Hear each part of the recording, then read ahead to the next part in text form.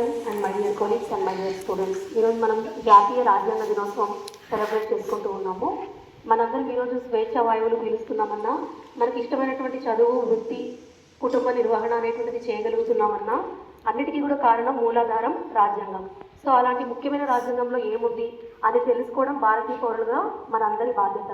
అందుకే భారతదేశ ప్రభుత్వ ఆదేశాల మేరకు మనం ఈరోజు రాజ్యాంగ ప్రవేశిక లేదా పీఠిక అని పిలువబడేటువంటి దాంట్లో ఏముంది అనేటువంటి విషయాన్ని మనం తెలియజేసుకుందాం. నేను చదువుతాను, నేను చదివిన తర్వాత మీరందరూ కూడా రిపీట్ చేయండి. చేతులు చాచి ప్రతిజ్ఞ చేస్తున్నట్టుగా నిల్చోండి. చేతులు చాచి ఉండండి.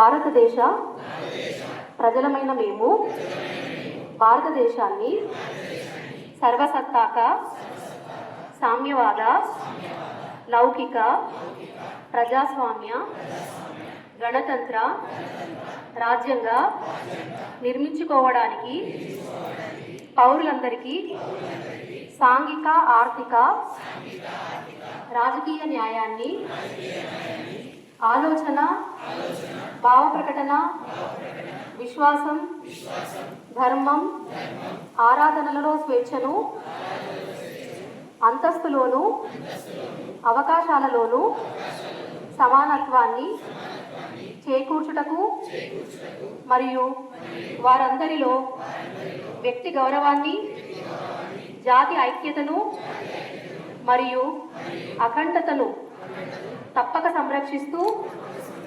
సౌభ్రాతృత్వాన్ని పెంపొందించుటకు సత్యనిష్ఠాపూర్వకంగా తీర్మానించుకొని 26 నవంబర్ 1949న మన రాజ్యాంగ పరిషత్తులో పరిగ్రహించి శాసనంగా రూపొందించుకున్న ఈ రాజ్యాంగాన్ని మాకు మేము సమర్పించుకుంటున్నాము. Thank you very much.